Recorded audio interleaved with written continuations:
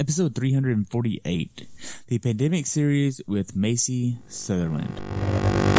Welcome to the Pursuit of the Perfect Race.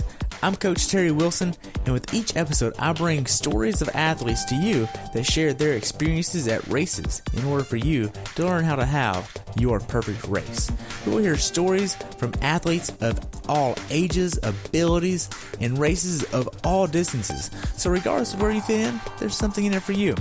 Thanks for spending some time with me today. Now let the pursuit begin. Hey everybody, welcome back to the Pursuit of the Perfect Race. Today I'm talking with Macey Sutherland about the pandemic. Welcome back to the show, Macey. I look forward to chatting with you. Thanks for having me. Yeah, so we'll just start at the beginning. When did you first hear about this COVID-19 and what was your initial impression of it? I mean, like a lot of people, I'd been tracking it, hearing, there's this thing going on in China. A lot of people are getting sick and or passing away from this virus. And to me, at the beginning, I was just like, yeah, it's horrible what's happening, but I just don't foresee it being a big issue for me. Obviously, that has changed. As you probably remember, I live in South America, in Argentina. And when the virus made its way to the U.S. And really all over the world, the Argentine government decided to take serious preventative measures. In my opinion, they decided to try to nip it in the bud because they saw what was happening in Italy and Spain, and I guess for South America, we're quite similar to those places in Europe. We also have a medical system, healthcare system that is just not so great. I mean, they do what they can, but we really don't have the same kind of resources that healthcare systems in the U.S. do. So they immediately put us into a government mandated quarantine, and that's been about 4 weeks ago. So that means if you work in a non-essential business, you cannot leave your house unless it's for groceries or for the pharmacy. So for me, that means no running outside, and I don't have a treadmill anymore. So running is off the table, unfortunately. Wow. So when was because I know you visited the States earlier this year and then you came back down, and when did you hear about it, and when did you actually go, yeah, it's just something like the swine flu or the flu, or, it's not going to be anything big, or, we've seen the Ebola outbreak, we've seen other outbreaks, but then something switched where it's like, okay, this is different. This is going to be big. When did that happen to you? So beginning of March, I was actually in Buenos Aires, and we heard confirmation that there is the first confirmed case in Buenos Aires when I was there. And I was with a friend, and my husband was like, don't go to Chinatown. And I was like, oh my God, don't be like one of those people. I was getting upset with him. I was like, no, that's silly. I didn't go to Chinatown, but I did go to I was craving, oh God, what is it called? Japanese noodles, ramen. I was craving ramen. So, we went there. Obviously nothing happened. I never got sick, but, was very worried about it. So beginning of March is, I was still kind of like, no, it's just not going to be a big deal, especially living in Patagonia. We're kind of on an island in a way, just being so far away from the big civilization of Buenos Aires. And then maybe that next week, my husband's like, let's go to, our big box store is called Koto. And he's like, let's go to Koto and stock up. And I was like, okay, we're not going to be those people that are panic buying and buying a bunch of toilet paper. But, I did see some benefit in getting some, somewhat less perishable foods like pasta and rice, and kind of stocking up on some of those things just to have in the house. And I was like, we'll use it eventually. So if it turns out that this doesn't touch Argentina, it's not a big deal for us. Oh, well, we'll eat the food. It's not like we've just, thrown all this money at a problem that didn't exist. so the whole time I'm just I didn't want to be like, no, Sam, you're being ridiculous. And then, a couple weeks in the future, I'm totally regretting the decision not to go along with his COVID prep. So, we got ready, and then maybe, I think quarantine went into effect. I want to say it was March 19th here.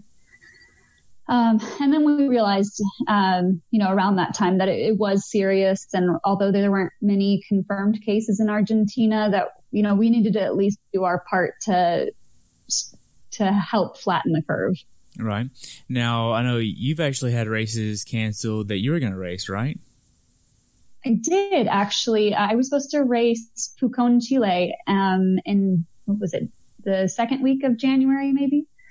And that was actually canceled maybe in November or December because of political issues or rioting in Chile.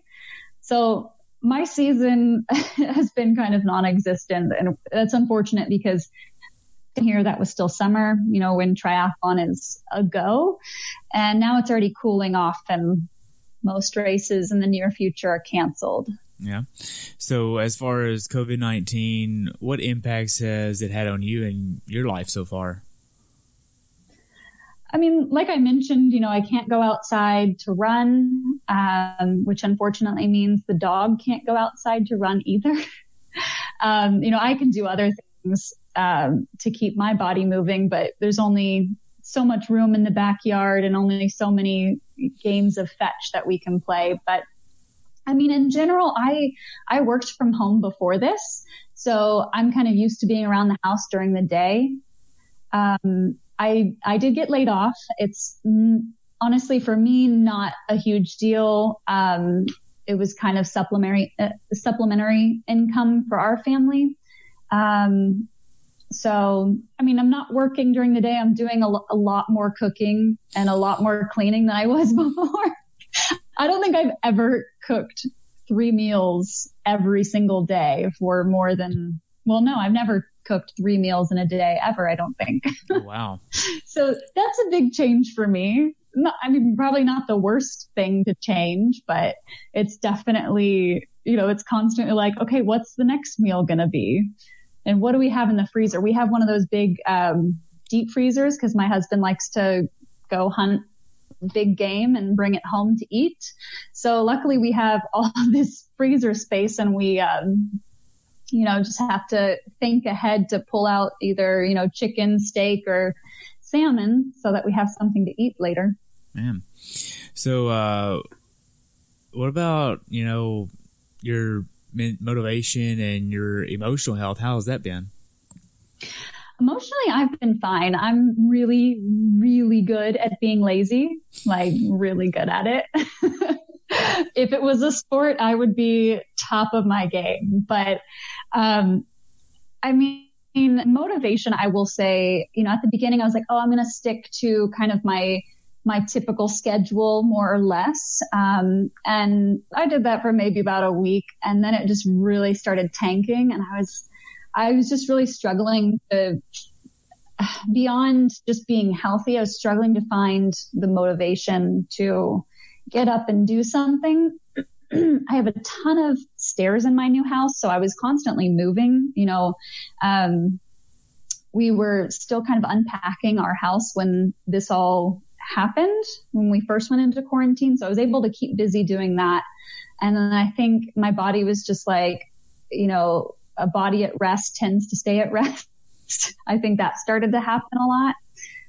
But here in the last week and a half, I'd say I've found a little bit more motivation beyond just doing a tiny bit of something every few days.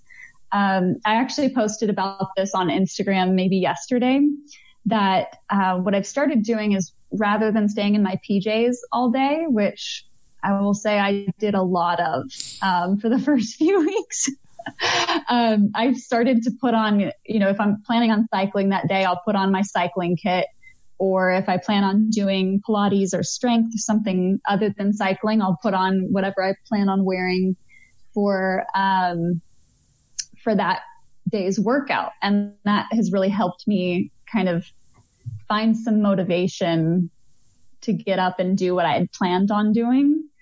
It sounds a little silly, but I feel like a complete jackass if I sit on the couch in my cycling kit all day and don't ever get on the bike. So yes, that's helped me a little bit just to, to get up and get moving and not wear PJs all day, which there's absolutely nothing wrong with that. For the most part, I guess. So, I know you've done Ironman races before, and I think your mom is involved with Ironman Texas, and that got postponed. When do you actually see the next Ironman race going off that's a non-virtual race? God, I feel like that's really hard to say. I feel like, Ironman Texas was supposed to be right about now, I think. Yeah, in about 2 weeks, yeah. Yeah. I can't imagine races going on till probably June, July, August time, if that. It's really hard to say. I mean, down here, they're saying quarantine could last until around then. But for us, it's a little different because we're going into winter. I know it's a tough spot for a lot of people to be in right now, because you don't know whether you should continue to train for that race, if that's even going to be a race anymore. And that, I know, emotionally and mentally it has to be really hard for people. But I think Ironman's doing what they can to kind of keep people motivated and involved in the organization with the virtual club racing. I think it's really neat. I would totally be game, at least for the Olympics and sprints right now, since I'm not, trained up for a half. But unfortunately, I can't do the running portion. I know I could probably run circles around my backyard, but that's not happening. No, not quite. I'm not that crazy. No. So, looking forward, when do you feel like this is going to end for you where you're at in Argentina? And I know people in the U.S. still, your family's still here. When do you feel like that's going to be lifted here in the States for us? Because, I mean, honestly, I feel like, sorry to interrupt you, but I feel like you have more of an objective view, because you can see the U.S. from this kind of unbiased point of view, because you're somewhat of an outsider, but you're still close enough to have ties to it. But I mean, that's why I asked. Definitely. That. So in my opinion, I think there's so many different aspects to all of this, but my personal opinion is that not enough people are taking it seriously enough in the U.S. And I understand that the economic impact, a full out quarantine like Argentina is doing, I understand the economic impact of what that would be like in the United States. This pandemic has already severely impacted the world's economy. But I know I see so many people, friends and people I follow on social media still getting together and having quote unquote quarantine parties. And I don't feel like it's being taken seriously enough or quickly enough in the U.S. is my opinion. And I've had to kind of get on to both my parents about their interaction with my 90-year-old grandmother.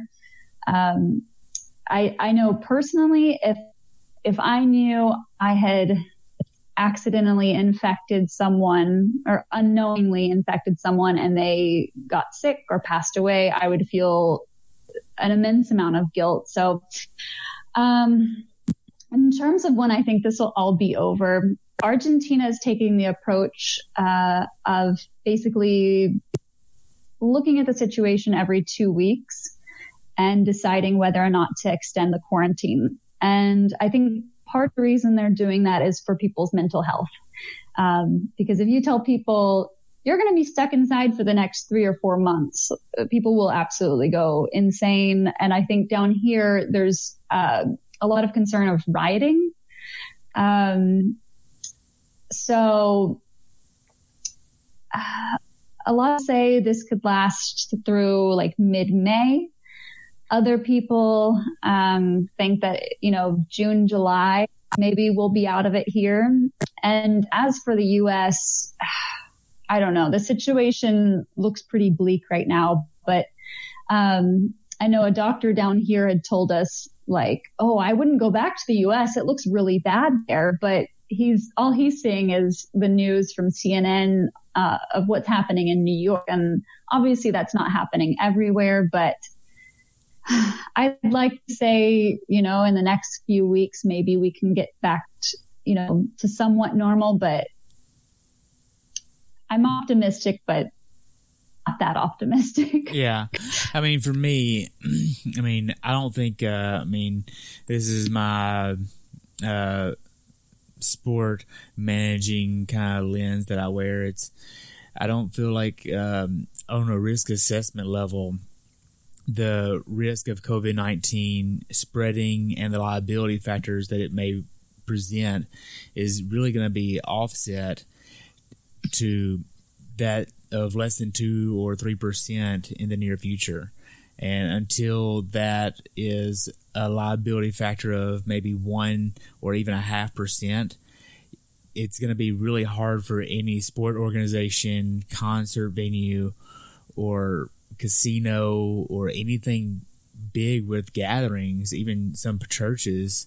I mean, Houston has a big church down there. So, I mean, things like that where it's going to be hard to say, okay, we're good to go again. And to get to that point, you need a vaccine. It needs to be available at a widespread, highly affordable rate.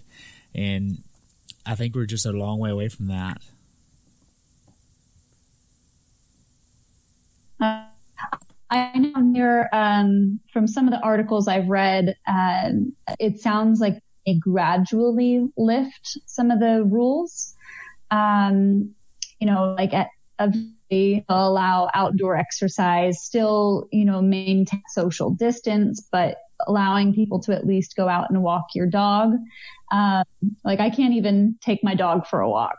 Wow. We have a yard in the house. So if you live in an apartment, you can do is take your dog out straight to the grass, do it, and then I think you're meant to pour Clorox or something on top of where they've done their business. So yeah, it's really strict here. So they may eventually start to lift little bit by little bit, but big gatherings, I don't think those will happen in the next 3 or 4 months. Yeah. I mean, so today's April 15th, and I don't feel like, the Comrades Marathon, that's what I'm registered for.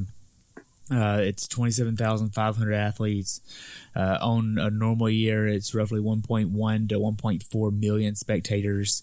Lots of human interactions over the 56-mile race, and I don't see how that's going to be able to go off this year with the liability. I mean, you're talking of so many people coming in from all around the world to come and breathe on each other. The liability is just so enormous. I don't see how they can even say, hey, we're gonna do this even later this year. I just don't see how that can even happen. So I mean, to that end, it's also like every big marathon in the States. I don't see how that's gonna happen. Like the Big Six, I don't see how the Big Six are gonna happen this year. I mean, they already postponed the Olympics by a year. The Tour de France is canceled, and the Wimbledon is also canceled. Like big things that have never been canceled before have been canceled. So it's just going to be an interesting year. Yeah. So in terms of training, what is your plan? Are you going to keep chugging along as you normally would, or? Right now, I've been just driving on. I've been acting like I'm just going to keep on racing. I've went into basically like a holding pattern with my long run and flipping back and forth between what I would call a build week as a coach, and then back to a recovery week. So build one, recover week, build week, recover, build week, recover. And I feel like that's still keeping some of the edge of the intensity. And if a race is going to happen, I can still switch gears and be in decent shape for a race. I mean, I feel like if I had to, I could. Because you'll have some sort of like, oh gosh, I can't think of the word in English. You'll have some sort of like indication if the race will go on. Yeah. Probably at least a couple months in advance, right?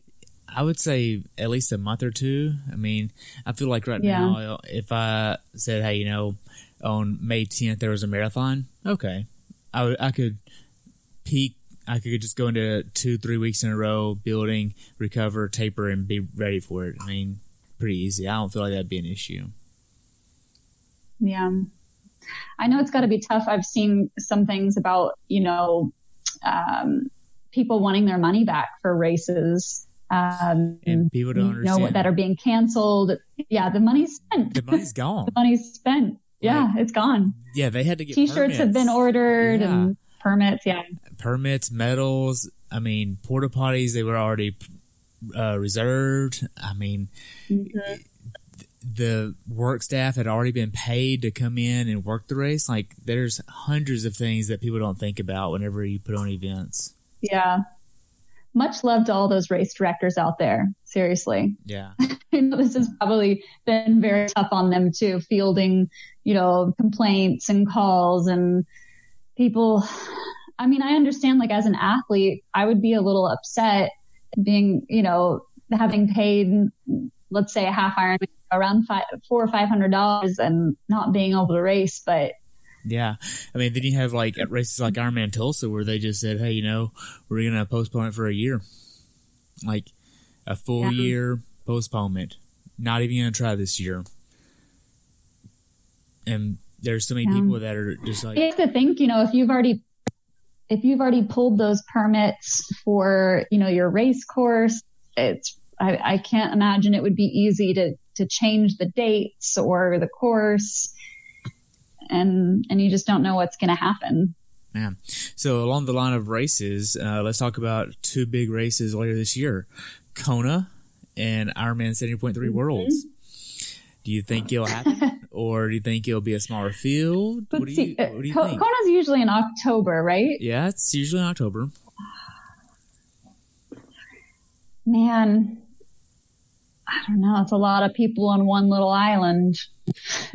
From all around the world. Yeah. My gut feeling is that it probably won't happen this year. It won't happen in October.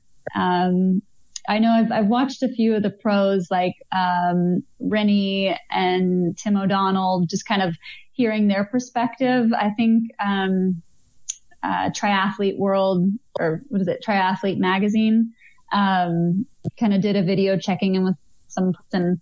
It looked like Tim and Rennie were just kind of like, we're, kind of doing what you're doing, kind of maintaining fitness, but not going too crazy, just because no one knows what's going to happen. And, I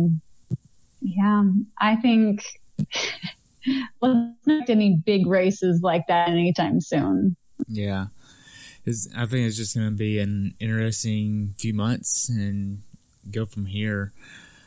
So knowing that there's really no race to train for and you're just doing this for your own health and well-being, how are you doing overall? Do you feel like you're going to be able to maintain what you're doing indefinitely, or do you feel like you're going to see a slump in your own self? What's that like?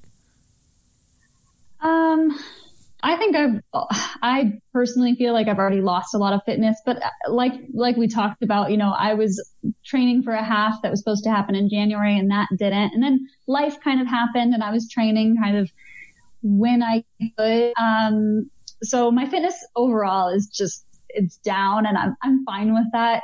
But right now, I guess I'm just focusing on getting at least 30 minutes a day of something, of like actual exercise. And right now for me, that's mostly cycling or Pilates or strength, or a combination of those things.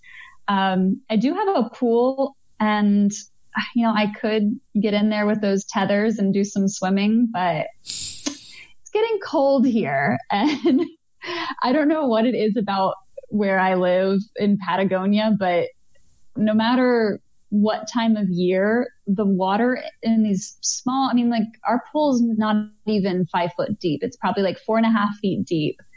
and it's freezing cold. It's ice cold. So I don't know if I'm going to be sticking my face in that water anytime soon. At first I was doing some aqua jogging, down the deep end, which is not really quite deep enough for aqua jogging. But I mean, really what my goal is right now is 30 minutes a day of something. If I go beyond that, great. But, it's just, we got to do what we can with, what we have available to ourselves. And right now that's cycling and strength and stretching. So wow. For me, what I've started doing is, I'm a big Google Calendar fan. When I'm training for for triathlon, for an actual race, what I do is my coach will usually give me, my mother-in-law is also my coach. She'll give me my schedule and my sheet, and then I put that all into there, and I'll move my training sessions around to fit my schedule. But Google Calendar also offers you to kind of set goals for yourself. So my goal is 30 minutes a day, and I just move that around my calendar based on what little I have going on that day. And also I am working on my language skills, doing 15 minutes of Italian every day. Italian? Yeah. Wow. I've got English and Spanish down pretty well, so I thought I'd give Italian a try. Wow. So that's keeping my mind a little sharp. Oh, that's good.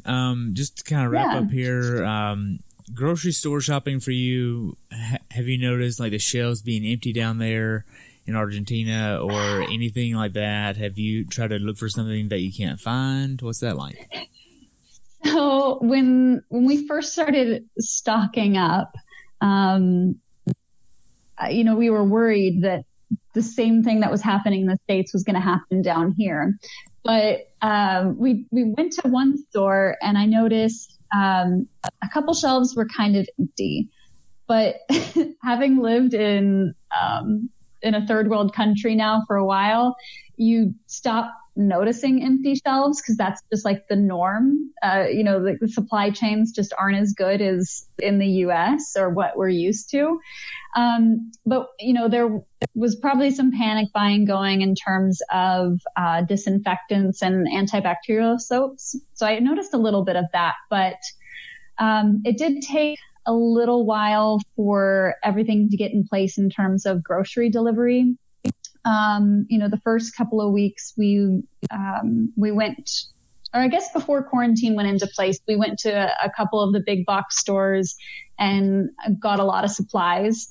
And then from there, slowly but surely, some of the little businesses were starting to offer delivery. Like we have, I guess, think of it like a health food store. It has non-dairy milks and, granola and, like a health food store.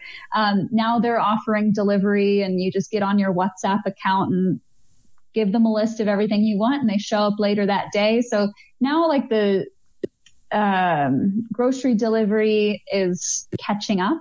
And I think, we'll probably be doing that for the next while. We're trying to, me and my husband personally are trying to avoid as much contact as possible. We both have asthma. So we know that with this being a respiratory disease, we want to try to prevent from actually getting infected in the first place. So, we've been taking all the precautions. Anything that comes through our door is disinfected. Now actually by law, we have to wear masks if we go outside. So just cloth masks, or did you have to go and buy medical? Any mask. They really want you to avoid buying those, N95 masks, because they need those for healthcare workers, especially. But I had some, cloth masks, to kind of go over the ear.